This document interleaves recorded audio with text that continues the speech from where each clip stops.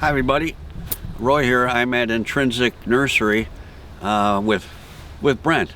And actually a little while ago Brent asked me to put the ground layer in of sedges under his unique garden. So Brent, could you explain the garden? Yeah, so we're in a perennial exotic garden inspired by the Great Dixter exotic garden, which is primarily tropical and woody. I decided to do an herbaceous exotic garden. So I was looking at plants that are growing 5 or 6 feet or taller.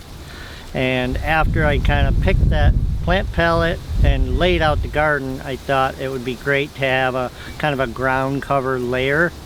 And so I asked Roy to come in and lay out some carex for us as a ground layer.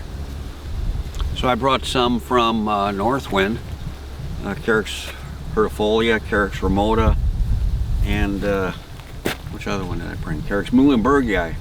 And then Brent had a whole collection here. We used his.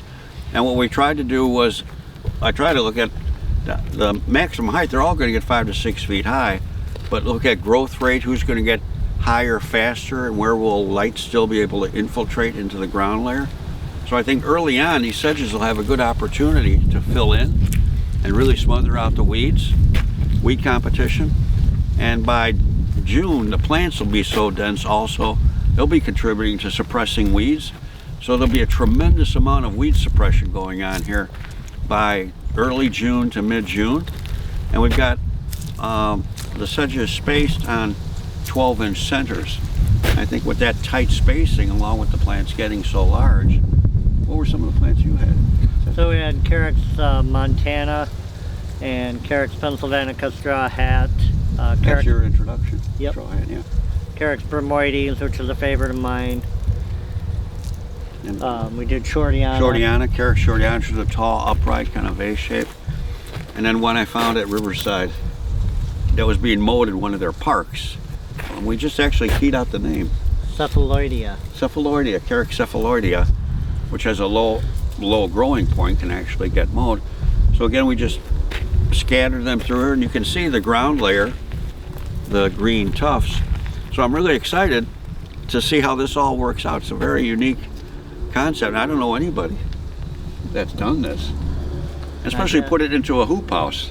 And then what are you going to do with the sides? Are you growing vines? Or? So we are going to have some fencing over a few panels of the hoops, and we'll have some vines, hardy kiwi vine, potentially some clematis, and Lonicera, honeysuckle vines.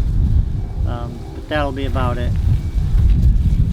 And in time, as the plants mature and really block sunlight out from hitting the soil, the sedges will find their own way to collect light energy and really stay very competitive with the tall plants, even though they're only 6 to 24 inches tall. So I think the competitive nature of Carex is just too good. We can use them as a ground layer to smother out plants, smother out weeds. And they're also very communal, so things can come through them and live and have a healthy life. So, anything else you'd like to add? Or? No, I think we have a garden next door, so we have some kind of similarities in size and kind of texture. So it'll be a nice kind of play to the old garden, the new garden, and some similarities, but some differences as well. I think it's a garden to really look forward to next year. So I'm very excited to see how this all works out. Me too.